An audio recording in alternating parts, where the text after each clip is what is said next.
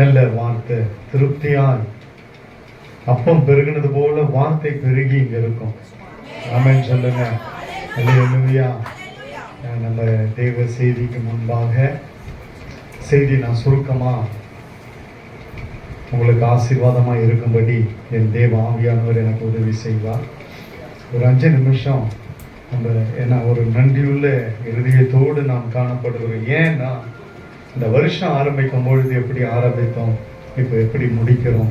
கிருபையாய் அவருடைய இரக்கத்தினால நான் இந்த வருஷத்தை முடிக்கிறேன். இன்னும் 2-3 நாளில் புது வருஷத்துக்குள்ள நுழைய போகிறோம். ஒரு நன்றியுள்ள இருதயத்தோடு ஒரே ஒரு பாடலை மாத்திரம் பாடி நாம் ஆராதித்து தேவ செய்தி கொள்ள போகிறோம். எல்லாம் உட்காந்துட்டு இருக்கீங்க, ஒரு 5 நிமிஷம் எழுதலாமா? உங்களுக்கு கொஞ்சம் ரிலாக்ஸாக இருக்கும். நிற்கிறவங்களுக்கு உட்காருவது ரிலாக்ஸு, உட்காந்து நிற்கிறவங்களுக்கு நிற்கிறது கொஞ்சம் ரிலாக்ஸாக இருக்கும். கர்த்தர் நம்மை ஆசீர்வதிப்பார்.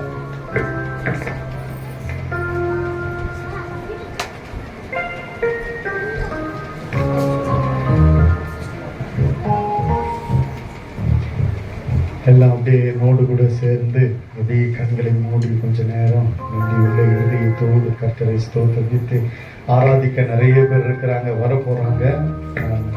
கொஞ்சம் ஸ்தோத்திரத்தோடு இந்த செய்தி ஆரம்பிக்கலாம். நன்றி உள்ள இதயத்தோடு துதித்து ஆராதிக்கலாம் என்று நான் உங்கள் சமூகத்தில் தேவ சமூகத்தில் நான் நின்று கொண்டிருக்கேன். தேசத்தில் நான் ஆசீர்வாதமாயிருப்பேன், வேலையிலும் ஆசீர்வாதமாயிருப்பேன். தேசத்தில் நான் ஆசீர்வாதமாயிருப்பேன், வேலையிலும்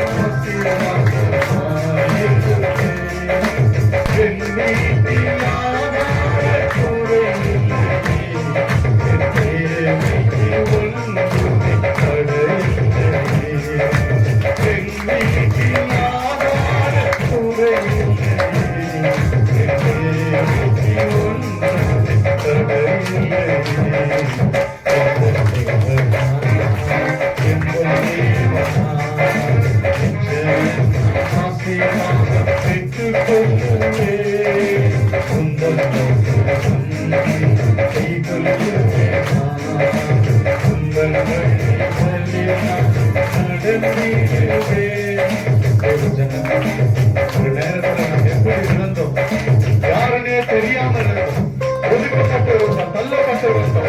இன்னைக்கு தேசத்துல உன்னை ஆசீர்வாதமாய், சமுதாயத்துல உன்னை ஆசீர்வாதமாய் வைத்திருக்கிறார். நீ கையிட்டு வேலையெல்லாம் ஆசீர்வதித்திருக்கிறாரு. ஒரு நேரத்துல ஒரு வீட்டுல ஒண்ணுமே இல்லை, அது இன்னைக்கு உன் வீட்டுல எத்தனை ஆசீர்வாதங்களை கருத்து வந்திருக்கிறார். ஒரு நன்றியுடைய இதயத்தோடு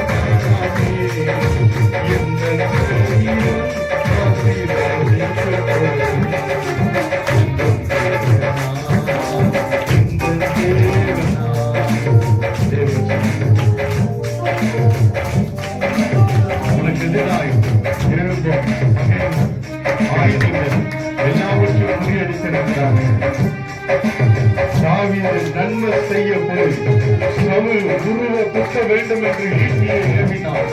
ஆனால் தப்பு வைப்பார். இந்த மாதிரி எத்தனையோ ஈட்டிகள் நம் பக்கமாய் வந்தது, நமக்கு விரோதமாய் வந்தது. சொந்த ஜனங்களே நமக்கு விரோதமாய் ஈட்டி எடுத்து உருவ குத்தும்படி ஏற்றினார்கள்.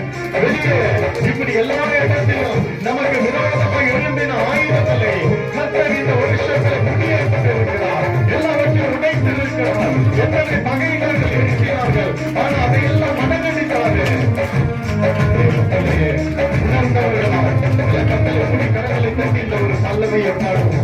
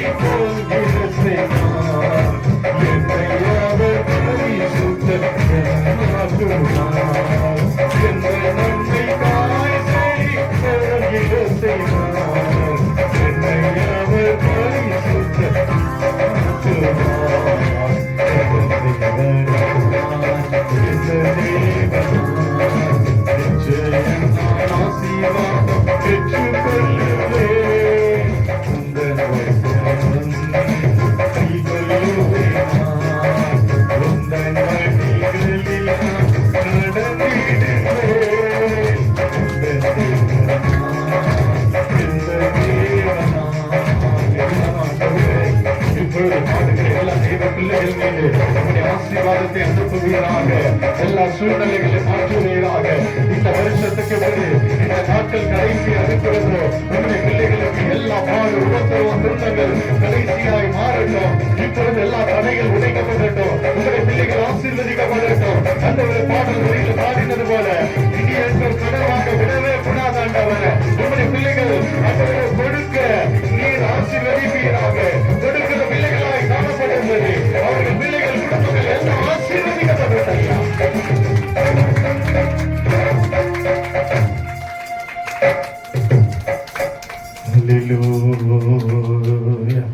நன்றி ஆண்டவரே, நன்றியோடு துதிக்கிறோம். உமக்கு மகிமையை செலுத்துகிறோம். எல்லா தேவ பிள்ளைகளை நீர் ஆசீர்வதிக்கணும் ஆண்டவரே. இன்னைக்கு ஆண்டவரே கடல்ல சிக்கி தவித்துக் கொண்டிருக்கிறார்களே, வருமானம் குறைவில் இருக்கிறார்களே, எந்த தேவையும் சந்திக்கப்படாமல் இருக்கிறதே, இன்றைக்கு கண்களை மூடி தரல்களை தாழ்த்தி கரங்களை உயர்த்தி இருக்கிற எல்லா தேவ பிள்ளைகளை கண்ணோக்கி பார்ப்பீராக. ஆண்டவரே வருமானத்துல ஒரு பெருக்கம் இருக்கணையா, ஆசீர்வாதத்துல ஒரு பெருக்கம் இருக்கணுமே. ஆண்டவரே கர்த்தாவே உம்முடைய பிள்ளைகளுடைய ஆசீர்வாதத்தின் ஊற்றை திறக்க பண்ணும், திறந்து விடுவீராக. இனி என்றும் கடன் வாங்க விடமாட்டார், கொடுக்கவே செய்தோங்க செய்திடுவார். எத்தனை பேர் என்னோடு கூட சேர்ந்து தேவ சமூகத்தில் விசுவாசத்தோடு இந்த பல்லவியை பாட முடியும்? இனி எங்கும் கடன் வாங்க விடமாட்டார், கொடுக்கவே செய்தோங்க செய்திடுவார். உயர்வடைவேன் என் வாழ்க்கையிலே, உன்னதங்களில் என்னை உயர்த்திடுவார். உயர்வடைவேன் என் வாழ்க்கையிலே, உன்னதங்களில் என்னை உயர்த்திடுவார். எந்த நன்மைக்காய் செழி ஓங்கிட செய்வார், என்னை பரிசுத்த ஜனமாக்குவார். என் வீட்டில் ஆகார குறையில்லை, ஏழைக்கு ஒன்றுமே குறையில்லை. எந்த தேவனா, எந்த தேவனா, நிச்சயம் நான் ஆசீர்வாதம் பெற்றுக்கொள்ளுவேன். Thank you, Jesus. உட்காருவோம். கர்த்தர் நம்மை நடத்துவார். கர்த்தர் உங்களை ஆசீர்வதிப்பார். தேவ பிள்ளையே,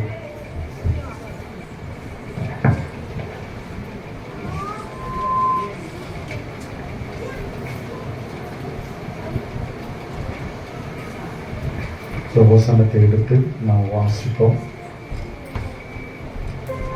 வாசித்து தேவ செய்திக்காக, இந்த சொன்ன வார்த்தைக்காக ஐயா ஜெபம் பண்ணுவாங்க. வசனத்தை வாசிச்சுங்க. உபாகம புஸ்தகம் 4வது அதிகாரம் 31வது வசனத்தை எல்லாரும் திருப்பிக் கொள்ளுவோம். உபாகமம் 4:31 வாசிங்க. யாராவது வாசிக்க?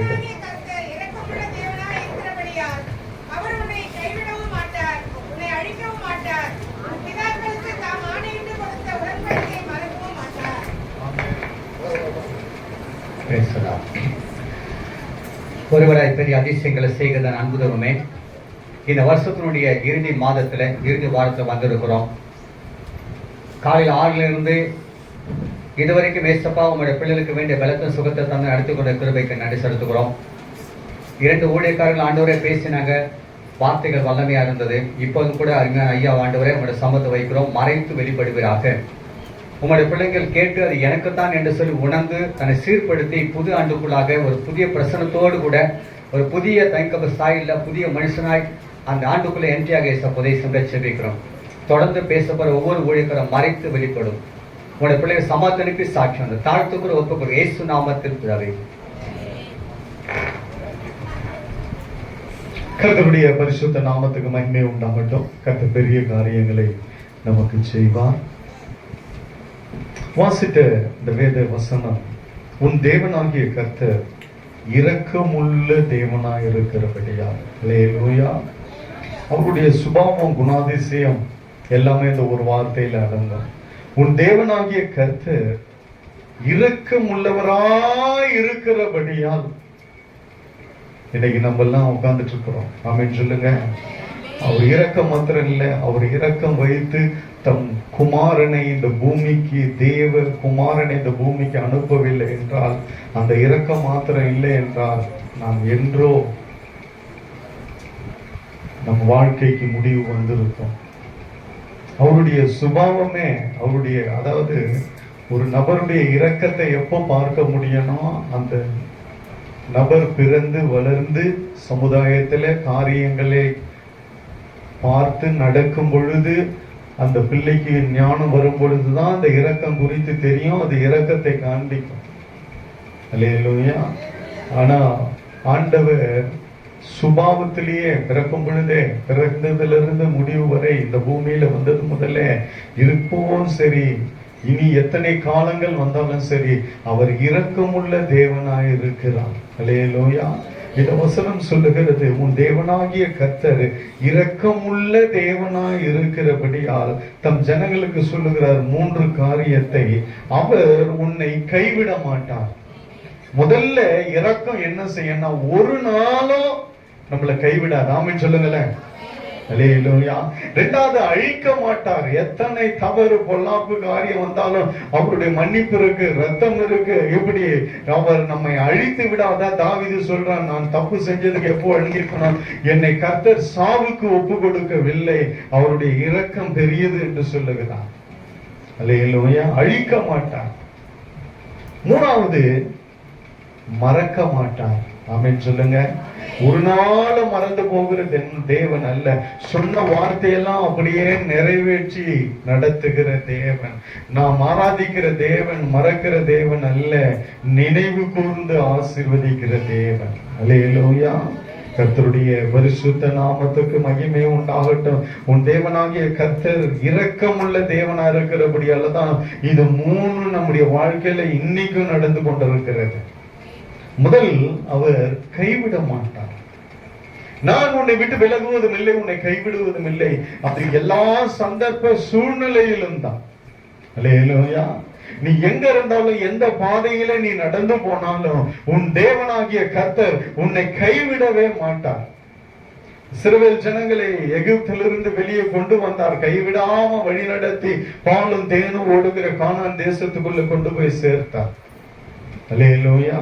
எந்த சந்தர்ப்ப சூழ்நிலையிலும் நம் தேவன் கைவிடாத தேவன். பாருங்க, அந்த 3 எபிரேய புருஷரை கட்டி கொண்டு போய் அக்னி சூளையில போடுற வரைக்கும் ஜனங்கள்லாம் நினைச்சாங்க, ராஜா நினைச்சாங்க, அவங்க ஆராதிக்கிற வைராக்கியமா இருந்த தேவன் கைவிட்டார்னு. கட்டும் பொழுதே நினைச்சாங்க, கட்டும் பொழுது வந்து கட்ட அழுக்க மாட்டாரா என்று நினைச்சாங்க. ஆனா கட்டிட்டாங்க. இப்ப தூக்கி கொண்டு போகிறாங்க, அப்பொழுதாவது காப்பாற்ற மாட்டாரா? இல்ல இல்ல, அவர் கைவிட்டுட்டாருன்னு நினைச்சாங்க. எத்தனையோ ஜனங்கள், பலவித ஜனங்கள் இப்படிதான் நம்முடைய வாழ்க்கையில ஒரு சில நேரத்துல சந்தர்ப்ப சூழ்நிலையில விட்டது போல இருக்கும், ஒண்ணுமே நடக்காதது போல இருக்கும், சூழ்நிலை எல்லாம் நமக்கு சாதகம் இல்லாமல் இருக்கும். ஆனாலும் தேவன் ஒரு நாளும் கைவிடாத தேவன். ஆமென் சொல்லுங்க. அல்லேலூயா. எப்பேற்பட்ட சூழ்நிலையிலும் சரி, அவர் கைவிடவே மாட்டார். ஏற்ற வேளையில அவர் முன்குறித்த நேரத்துல சரியாய் வந்து கர்த்தர் காரியங்களை செய்வார். 7 மடங்கு அதிகரிக்கிறது. கர்த்தர் கைவிட்டுட்டாருன்னு நினைச்சாங்க. 7 மடங்கு அக்னி சூளை அதிகரிக்கும்படி கட்டளை பிறக்கிறது ராஜாவிடத்திலிருந்து. பரமராஜா மௌனமா இருக்கிறாரு.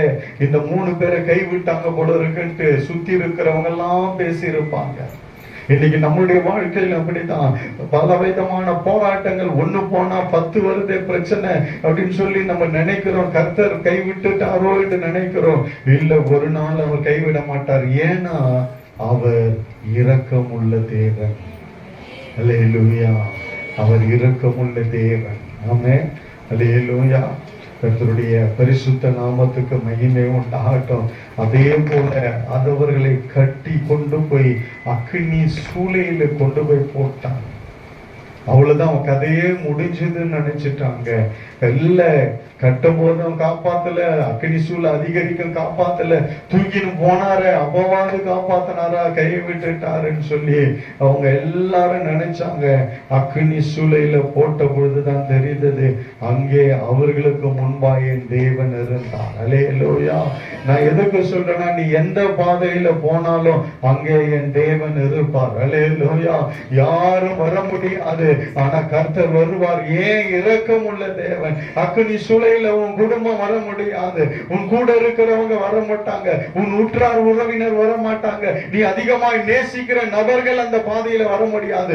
ஒரு பாதை இருக்கு, அந்த பாதையில நடக்கும் பொழுது ஒருவரும் உன் கூட நிக்க முடியாது. ஆனா என் தேவன் இரக்கமுள்ள தேவன் நிற்பார். அப்படின்னு சொல்லுங்க. அல்லேலூயா. அது அவருடைய பெரிய இரக்கம். கர்த்தருக்கு ஸ்தோத்திரம். அவர் கைவிட மாட்டார். 1 சாமுவேல் 12:23 வாசிங்க. 1 சாமுவேல் 12:23. நானும் உங்களுக்காக விண்ணப்பம் செய்யாதிருப்பேனாகி. 12:23 வாசிங்க.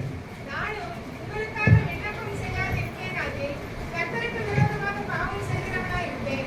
அது எனக்கு தூரமாய் இருப்பதாக. நன்மையும் செம்மையுமான இல்ல, 22 வாசிங்க. கர்த்தர் உங்களை தமக்கு ஜனமாக்கிக் கொள்ள பிரியமானபடியினால், ம். கர்த்தர் தம்முடைய மகத்துவமான நாமத்தின் நிமித்தம் தமது ஜனத்தை கைவிட மாட்டார். தமது ஜனத்தை கைவிட மாட்டார்னு சொல்லி உங்களுக்காக விண்ணப்பம் பண்ணுகிறேன் என்று சாமுவேல் சொல்றார். ஆனா அதுக்கு முன்னாடி சொல்றார், கர்த்தர் உங்களை தமக்கு ஜனமாக்கி கொள்ள பிரியமானபடியினால் கர்த்தர் தம்முடைய மகத்துவமான நாமத்தின் நிமித்தம் தமது ஜனத்தை கைவிட மாட்டார். அவர் இரக்கமுள்ளவர், கைவிட மாட்டார். ஏன் கைவிட மாட்டார் என்றால், தமது ஜனமாக்கி கொள்ள பிரியமானபடியினால். அல்லேலூயா.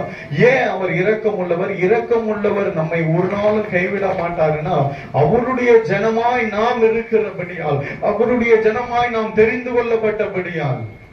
அல்லேலூயா. பிரியமானபடியினால் கர்த்தர் தம்முடைய மகத்துவமான நாமத்தின் நிமித்தம் தமது ஜனத்தை கைவிட மாட்டார். அல்லேலூயா.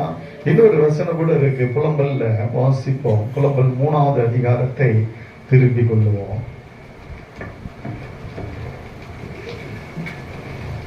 புலம்பல் 3:31 வாசிங்க.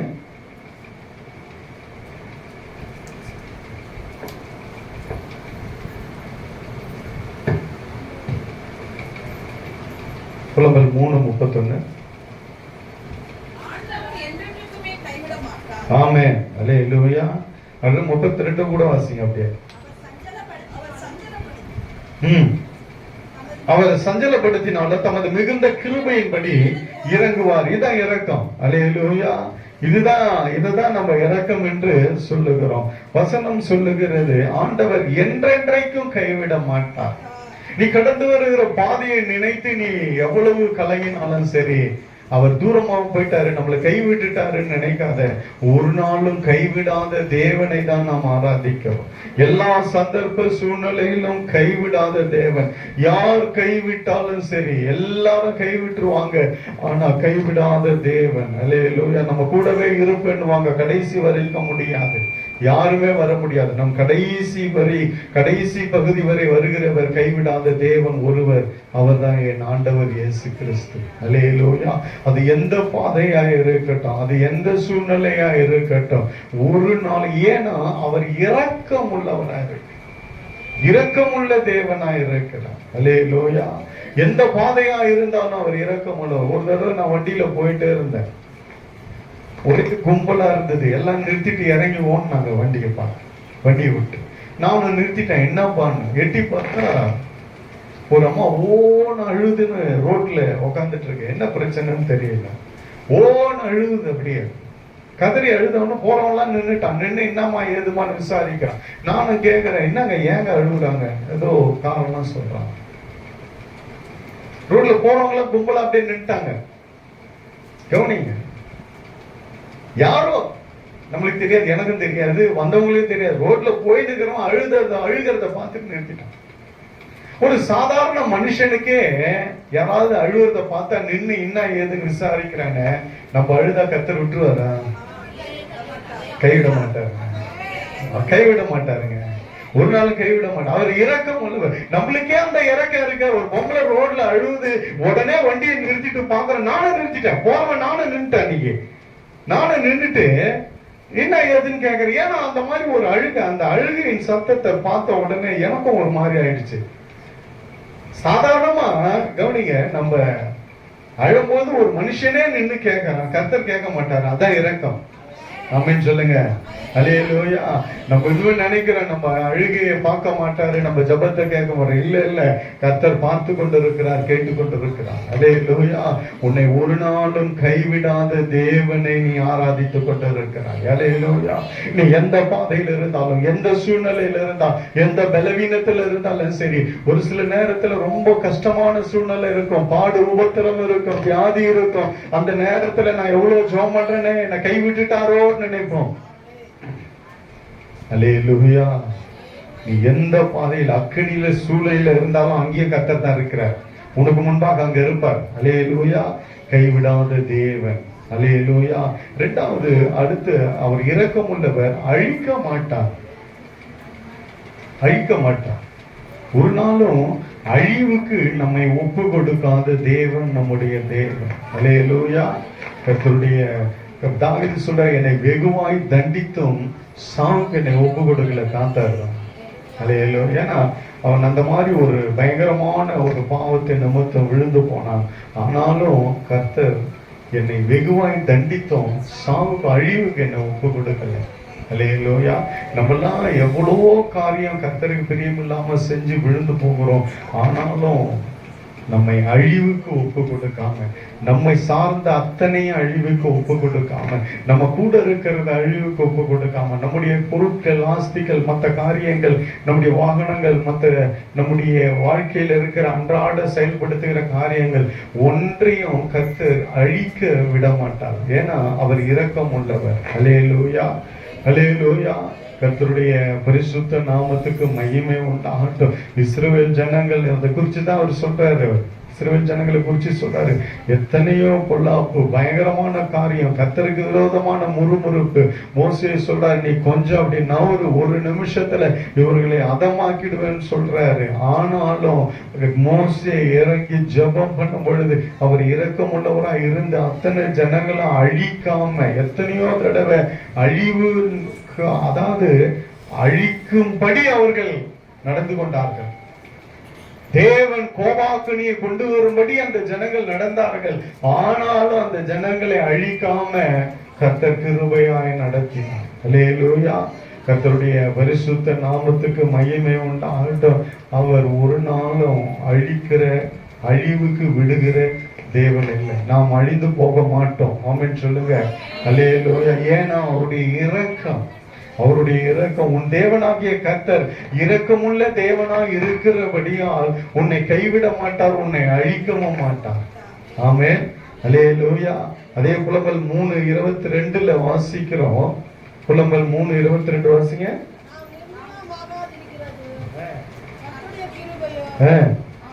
அவருடைய இரக்கங்களுக்கு ஆமென். நாம் நிர்மூலமாகாதிருப்பது கர்த்தருடைய கிருபையே. அவருடைய இரக்கங்களுக்கு முடிவு இல்லை. எல்லாத்துக்கும் முடிவு இருக்கு, ஆனா இரக்கத்துக்கு முடிவு இல்லை. அல்லேலூயா. கர்த்தருடைய முடிவில்லாத அவருடைய இரக்கத்துக்காக நம்ம நன்றி சொல்லணும். ஆமென் சொல்லுங்க. அல்லேலூயா. ஏனென்றால் பாருங்க, நம்ம நிர்மூலமாகாது இருப்பது அவருடைய இரக்கம் சொல்லுது. அப்போ நம்ம நிர்மூலமாகாத இருக்கிறோம் இன்னைய வரைக்கும்னா அப்போ அவருடைய இரக்கம் நம்ம மேல இருக்குதுன்னு அர்த்தம். இல்லைன்னா சிதறடிக்கப்பட்டிருப்போம், எங்க இருப்போம், எந்த நிலைமையில இருப்போம் நமக்கே தெரியாது. எந்த மருத்துவமனையில போய் படுத்துன்னு இருப்போம்னு தெரியாது, எந்த ரோட்டோரத்துல விழுந்து கிடப்போம்னு தெரியாது, எந்த இடத்துல எந்த நிலைமையில இருப்போம்னு தெரியாது. இது வரைக்கும் நல்லா வச்சிருக்கிறாருன்னா அப்ப இரக்கம் நம்ம மேல இருக்குன்னு அர்த்தம். அல்லேலூயா. நம்ம மேல அவர் மன இரக்கத்தோடு இருக்கிறாருன்னு அர்த்தம்.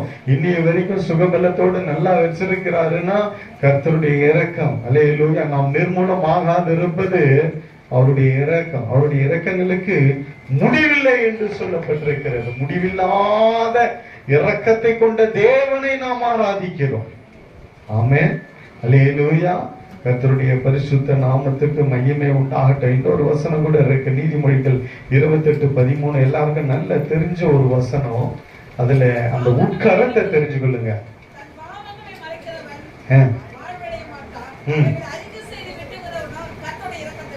ஆமென். அழிவுக்கு ஒப்பு கொடுக்காம பாருங்க, எவ்வளவு சிம்பிளா சின்ன காரியத்தை அழிவிலிருந்து நம்ம வெளியே வரும்படி ஒரு வசனம் வைக்கப்பட்டிருக்கிறன்னா எப்பேற்பட்ட ஒரு ஆச்சரியம் பாருங்க. அந்த தேவன் எவ்வளவு இரக்கம் பாருங்க. தன் பாவத்தை மறைக்கிறவன் வாழ்வடைய மாட்டான், அதை அறிக்கை செய்து விட்டு விடுகிறவனோ இரக்கம் பெறுவான். அப்படி இல்லைன்னா அழிவுக்கு உட்படுத்தப்படுவான். அழிவு வராம காக்கணும், அவர் இரக்கம் வேணும்னா ஒரு சின்ன காரியம் தான், ரொம்ப சின்ன காரியத்தை இரக்கமுள்ள தேவன் வைத்திருக்கிறார். அல்லேலூயா. பாருங்க, தன் பாவத்தை அறிக்கை செய்து அதை விட்டு விடுகிறவனும் இரக்கம் பெறுகிறான். அப்ப அவருடைய இரக்கம் எங்க எப்படி இருக்கு பாருங்க. பாவத்துக்கு கூட அவருடைய இரக்கம் இருக்கிறது என்று இந்த வசனம் சொல்லுகிறது. ஆமென் சொல்லுங்க. அல்லேலூயா. மூன்றாவது, மறக்க மாட்டான். நாம் ஆராதிக்கிற தேவன் இரக்கமுள்ள தேவனாய் இருக்கிறபடியால் அவர் உன்னை மறக்க மாட்டார், உன்னை கைவிட மாட்டார், உன்னை அழிக்க மாட்டார், உன்னை மறக்கவும் மாட்டார். ஒரு சில நேரத்துல நம்ம நினைப்போம், கர்த்தர் நம்மளை மறந்துட்டாரோ, அவர் நம்மளை குறிச்சு நினைக்கலையோ. ஏன்னா சூழ்நிலை எல்லாம் அந்த மாதிரி இருக்கும். ஒரு சில நேரத்துல பயங்கரமா வாழ்க்கையில, நம்முடைய வாழ்க்கையில போராட்டங்கள் தாக்கும் பொழுது, பிரச்சனைகள் எழும்பும் பொழுது, குறைவுகள் வரும் பொழுது, வியாதிகள் வரும் பொழுது, பலவீனங்கள் வரும் பொழுது, நம்ம நல்ல ஆண்டவருக்குள்ள தானே இருக்கோம். கரெக்டா சர்ச்சுக்கு போறோமே, காணிக்கை கொடுக்கறோமே, தசோமா கொடுக்கறோமே, ஜெபம் பண்றோமே, பைபிளை வாசிக்கிறோமே, எல்லாமே இருக்கு. ஆனாலும் ஏன் என் வாழ்க்கையில இப்படி தேவன் என்னை மறந்து விட்டாரோ? அதுக்கு பதில் சொல்றேன் இருங்க, வசனத்தின் மூலமா கவனிங்க. உன்னை ஒரு நாள் மறக்கல. மறந்து போகிற தேவனை நாம் தெரிந்து கொள்ளலங்க. நம்மளை மறக்காத நினைவு கூறுகிற தேவன். நினைவுக்கு மாச கணக்கா வெள்ளம் புயல் பண்ணி தண்ணி எல்லாம் வந்துடுச்சு, தேவன் நோவாவை நினைவு கூர்ந்தார். அல்லேலூயா. இப்படி அந்த மாதிரி நிறைய வசனம் இருக்கு. நினைவு கூர்ந்தார், மறக்க மாட்டார் ஒரு நாள். அல்லேலூயா. கர்த்தருடைய பரிசுத்த நாமத்துக்கு மகிமை உண்டாகட்டும். நல்ல தெரிஞ்ச வசனம் ஒரு வசனம், ஏசாயா 50வது அதிகாரம் 15-16 வாசிங்க. ரொம்ப எனக்கு வேதத்திலேயே ரொம்ப பிடிச்ச ஒரு வசனம்.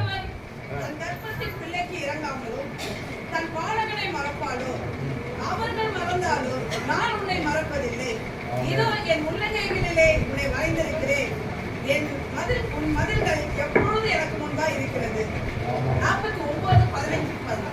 49:15-16. அல்லேலூயா. கர்த்தருடைய பரிசுத்த நாமத்துக்கு மகிமை உண்டாகட்டும். ஸ்திரியானவள் தன் கர்ப்பத்தின் பிள்ளைக்கு இறங்காமல் தன் பாலகனை மறப்பாளோ? அவர்கள் மறந்தாலும். ஆமென். ஏசாயா 49:15-16 சொல்லப்பட்ட இந்த வார்த்தை நான் ஆரம்பத்தில் 2008 நினைக்கிறேன் முழு நேர ஊழியத்துக்கு வந்துட்டேன். வந்து நான் பாஸ்டரோடு உதவி ஊழியனாய் நான் இருந்தேன். அப்போ ஊழியத்துக்கு வந்த புதுசு, வந்த நாட்கள் ஒரு வருஷம்தான் ஆயிடுச்சு. அப்போ நான் சபையிலே இருக்கிறேன். என் பிள்ளைய எடுத்துன்னு போய் ஸ்கூல்ல விட்டுட்டு வந்துட்டேன். அன்னைக்கு ஸ்கூல் அரை நாள் தான், சனிக்கிழமை மதியானம் போய் கொண்டு வரணும். சுத்தமா நான் மறந்துட்டேன். 12:30 மணிக்கு விட்டாங்க ஸ்கூல். 1 ஆச்சு, 2 ஆச்சு, 3 ஆச்சு, 4 மணி ஆச்சு. சுத்தமா நான் மறந்துட்டேன். நான் கொஞ்சம் சபையில வேலையில இருந்தேன். நானும் என் மனைவி 2 பேருமே. 4 மணி ஆச்சு.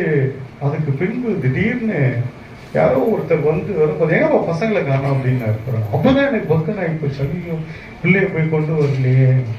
என் பிள்ளைங்க தான் நம்மளே மறந்தாலும் தேவன் மறக்கிறது இல்லை அப்படின்னு சொல்லுங்க. உடனே பதறி அடிச்சுன்னு ஸ்கூலுக்கு ஓடுறேன். அந்த வாட்ச்மேனு பிள்ளைங்களுக்கு பிஸ்கெட்டு பண்ணெல்லாம் வாங்கி கொடுத்து உட்கார வச்சிருக்கிறார். ஏப்பா என்னப்பா எங்கப்பா போயிட்டு 12:30 பிள்ளைங்க உட்காந்துக்குது. ஐயா தயவு செய்து என்ன மன்னிங்க, சுத்தமா மறந்துட்டேன் நான் அப்படின்னு சொல்லி பிள்ளைங்களை வண்டியில உட்கார வச்சு கூப்பிட்டு வாங்க. ஏன்னா ஸ்திரியானவள் தன் பாலகனை மறந்தாலும் அவர் மறக்காதது இல்லையே. நம்ம தான் நினைக்கிறோம் சூழ்நிலை நிமித்தம் நம்மள மறந்துட்டாரோ அப்படின்னு நினைப்போம். எந்த பாதையில மறக்கிறோம் அல்லேலூயா கர்த்தருடைய. ஏன்னா அந்த பாதையில நடத்துவதற்கு ஒரு நோக்கம் இருக்கிறது. அந்த நோக்கத்தை நிறைவேறும் போது கர்த்தர் இறங்கி அற்புதம் செய்வார். நான் கூட கடந்த நாட்கள்ல ரொம்ப பலவீனப்பட்டு முடியாத சூழ்நிலை. ஒரு வாரம் ஐயா கூட வந்து எங்க சபையில அந்த நாட்கள்ல முடியாம இருந்தப்போ வந்து பிரசங்கம் பண்ணார். ரொம்ப முடியல.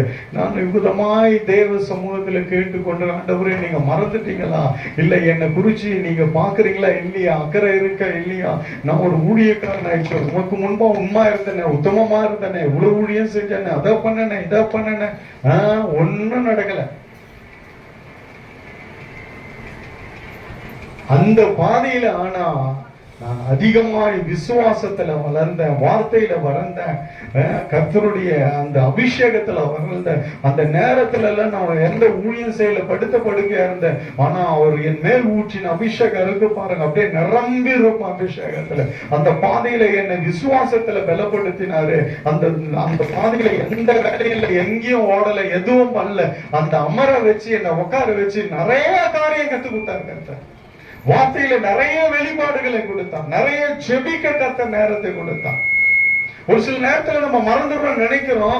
அந்த நேரத்துல உட்கார வச்சு ஏதாவது நம்ம சுத்திக்கிட்டே இருக்கிறோமா, ஊழியம் அங்க இங்க அது இது குடும்பம் எல்லாத்தையும் பாக்குறோமா. ஒரு சில நேரத்துல தேவ சமூகத்துல உட்காருவதற்கு கூட நேரம் இல்லாதபடி போய் விடுகிறபடியால் ஒரு சில நேரத்துல இப்படி அனுமதி பார்க்கறது. அதுக்கு நம்ம மறந்துடுவோம்னு அர்த்தம் கிடையாது இல்ல. மறந்துட்டாரா, மறுபடியும் என்ன தூக்குனாரு, நிறுத்தினாரு, பயன்படுத்தி கொண்டு இருக்கிறார். முன்னோட இப்ப பல மடங்கு வேகமா ஓடுறேன். ஆமென் சொல்லுங்க. அல்லேலூயா. கர்த்தருடைய பரிசுத்த நாமத்துக்கு மகிமை உண்டாகட்டும். படுத்த படுக்கையாய் 3 மாசம் வண்டியே தொடக்கூடாதுன்ட்டார். அதை பண்ணக்கூடாது, இதை பண்ணக்கூடாது. ஆனா கர்த்தர் கிருபையாய் பாருங்க, மருத்துவமனையில 4 தடவை ஐசியூல போய் தப்பிச்சு வந்த, வெளியே ஆபரேஷன் பண்ணாம. அல்லேலூயா. ஏன்னா கர்த்தருடைய நோக்கம் இருக்கு, கர்த்தருடைய திட்டம். 4 வாட்டியும் 2 வாட்டி பிரைவேட் ஹாஸ்பிட்டல் பாஸ்டருக்கு தெரியும் வந்து பார்த்தாரு. 2 வாட்டி ஓமந்தூர்ல கவர்மெண்ட் ஹாஸ்பிட்டல் ஐசியூல உள்ள எடுத்து போய் போட்டாங்க. ஈவினிங் மத்தியானம் மேல வந்து உங்களுக்கு ஆஞ்சியோ பண்ணிடுறேன்ட்டாங்க, ஆபரேஷன் பண்ணணும்ட்டாங்க, எல்லாம் பண்ணிட்டாங்க. ஆனா திருப்பி இன்னொரு டாக்டர் வந்து ஒண்ணு இல்லை நீ போப்பா, இன்னொரு நாளைக்கு வா பாப்போம்னாங்க. கடைசியில எதுவுமே இல்லாம ஒண்ணுமே இல்லாம இன்னைக்கு சத்தமா கத்தி பத்தவே கூடாது, பேசக்கூடாது, இந்த லெப்ட் ஹேண்ட்ல ஒண்ணும் செய்யக்கூடாது, தூக்கக்கூடாது, இந்த சைட பத்திரமா பாத்துங்க, உங்களுக்கு நெடி வரக்கூடாது, புகை வரக்கூடாது, இருமக்கூடாது, வண்டி அதிர்ச்சி, அப்படி என்னென்னவோ சொன்னாங்க டாக்டர்.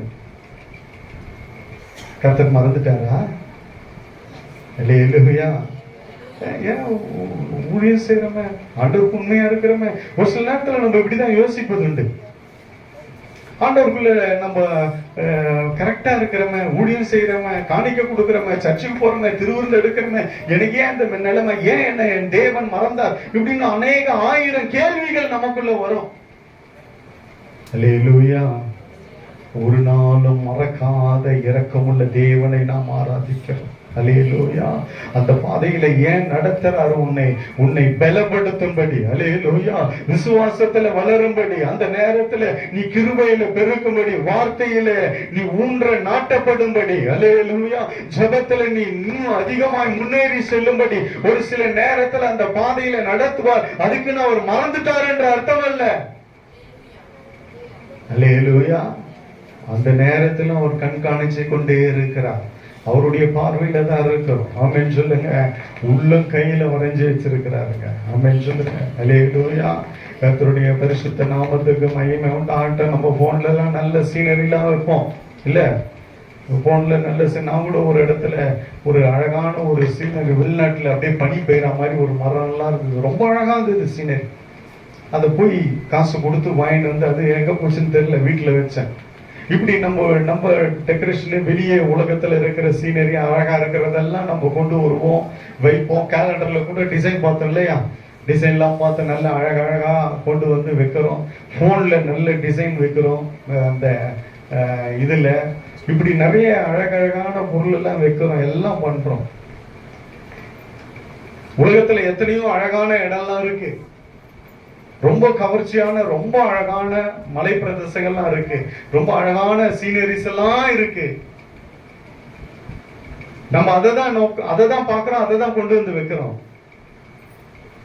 ஆனா நான் கொஞ்சம் கருப்பா இருந்தாலும், குள்ளமா இருந்தாலும், உடல் அங்கவீனமா இருந்தாலும், இல்ல அசிங்கமா இருந்தாலும், அழகே இல்லைனாலும் உன்னை இந்த உள்ளங்கையில வணங்கி வைத்திருக்கிறார். அவர் படைத்தது எவ்வளவு அழகா இருக்குங்க, அதெல்லாம் வைக்கலங்க, உன்னையே தாங்க உள்ளங்கையில வைத்திருக்கிறார். அல்லேலூயா. உன் உள்ளங்கையில நான் மறப்பேனா? நான் பார்த்து கொண்டே இருக்கிறேனே, உன் சூழ்நிலையை பார்க்கிறேனே, உன்னுடைய பிரச்சனைகளை பார்க்கிறேனே, உன் கண்ணீரை பார்க்கிறேனே, நீ கடந்து போகிற பாதையை பார்க்கிறேனே, நான் மறந்துட்டேன்னு நினைக்கிறியா? உன்னை என் உள்ளங்கையிலேயே வைத்திருக்கிறேனே. அல்லேலூயா, அல்லேலூயா. கர்த்தருடைய பரிசுத்த நாமத்துக்கு மகிமை உண்டாகட்டும். நாம் ஆராதிக்கிற தேவன் இரக்கமுள்ள தேவனா இருக்கிறார். அல்லேலூயா. அதனால் அவர் உன்னை ஒரு நாளும் மறக்க மாட்டார். மறந்து போகிற தேவனை நாம் ஆராதிக்கவில்லை. கர்த்தருடைய பரிசுத்த நாமத்துக்கு மகிமை உண்டாகும். அந்த இரக்கம் யாருக்கு இருக்குன்னா பாருங்க, ஒரே ஒரு 2 வசனத்தை சொல்லி நான் முடிக்கிறேன். லூக்கா 1:50 வாசிங்க.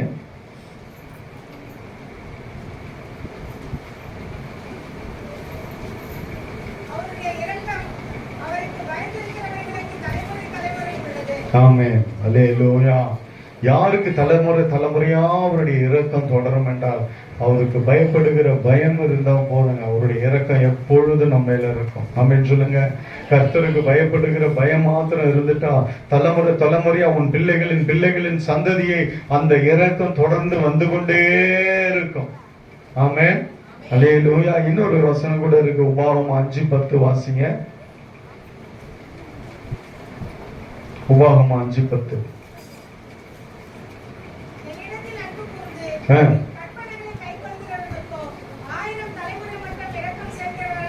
நீ இருந்துட்டு ஒரு தலைமுறை போயிடுவ, ஆனா உனக்கு பின்பு ஒரு கர்த்தருக்கு சித்தமான அவருடைய வருகை தாமதிக்கும் என்றால் உன் சந்ததியின் மேல அவருடைய இரக்கம் இருக்கும். அல்லேலூயா. அந்த வசனம் சொல்லுகிறது, என்னிடத்தில் அன்பு கூர்ந்து என் கற்பனைகளை கை கொள்ளுகிறவர்களுக்கோ 1000 தலைமுறை மட்டும் நான் இரக்கம் செய்கிற தேவனாய் இருக்கிறேன். அவர் இரக்கத்தில் ஐஸ்வர்யம் உள்ளவர், இரக்கம் உள்ள தேவன் அவர். நாம் ஆராதிக்கிற தேவன் மனம் இறங்குகிற தேவன். தேவ பிள்ளைய, கர்த்தருக்கு பயப்படுகிற பயம் மாத்திரம் இருந்தா அவருடைய இரக்கம் உண்மையில, கர்த்தரிடத்தில் அன்பு கூர்ந்து அவருடைய கற்பனைகளை இந்த வார்த்தைகளை கை கொள்ளுவாய் என்றால் 1000 தலைமுறை மட்டும் தேவனுடைய இரக்கம் உன்னை சேர்ந்து கொண்டே உன்னை தொடர்ந்து கொண்டே வரும். ஆமென் சொல்லுங்க. எல்லா கண்களை மூடி தேவ சமூகத்துல நாம் ஜெபிப்போம். நம்முடைய தேவன் இரக்கமுள்ள தேவனாய் இருக்கிறார். அதற்காக நாம் நன்றியுள்ள இருதயத்தோடு கர்த்தரை எப்பொழுதும் ஸ்தோத்திரிக்க வேண்டும். நாம் ஆராதிக்கிற தேவன் இரக்கமுள்ள தேவன். அவர் கைவிட மாட்டார், அழிக்க மாட்டார், உன்னை விட்டு விலக மாட்டார். தேவ பிள்ளையே, ஓ உன்னை மறக்க மாட்டார். தேவ பிள்ளையே, உன்னை கைவிட மாட்டார். தேவ பிள்ளையே, எந்த சூழ்நிலையிலும் உன்னை அழிவுக்கு ஒப்பு கொடுக்க மாட்டார். தேவ பிள்ளையே, ஓ ஹல்லேலூயா, ஹல்லேலூயா, ஹல்லேலூயா. ஸ்தோத்திரம் ஆண்டவரே, உம்மை நன்றியோடு துதிக்கிறோம் ஆண்டவரே. இரக்கம் உள்ளவரே, மனதுருக்கம் நிறைந்தவரே, இரக்கம் உள்ளவரே, மனதுருக்கம் நிறைந்தவரே,